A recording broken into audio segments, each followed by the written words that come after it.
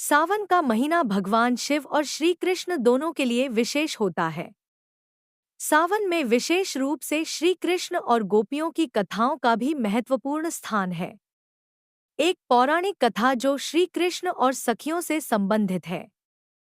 सावन का महीना आया और ब्रजभूमि हरियाली से भर गई। चारों ओर आनंद और उल्लास का माहौल था।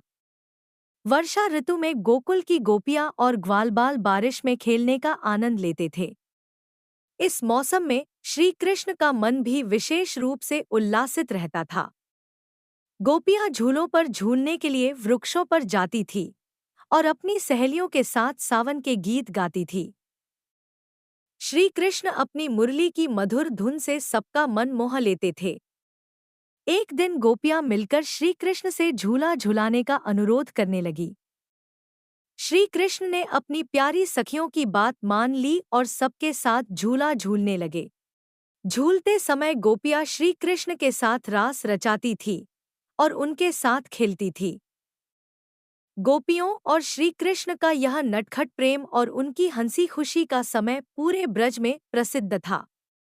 इस समय गोपियां श्री कृष्ण से विभिन्न प्रकार की लीलाएं करती थीं, जैसे मटकी फोड़ना, रासलीला और छेड़छाड़। सावन का यह महीना गोपियों और श्री कृष्ण के प्रेम और भक्ति का अद्भुत मिलन था, जिसमें भगवान की भक्ति और प्रेम का समागम होता था।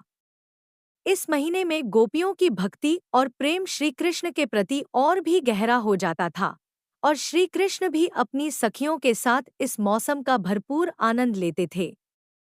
इस प्रकार सावन का महीना श्री कृष्ण और उनकी सखियों के लिए अत्यंत आनंद और प्रेम का समय था, जो आज भी भक्तों के लिए प्रेरणा और भक्ति का प्रतीक है।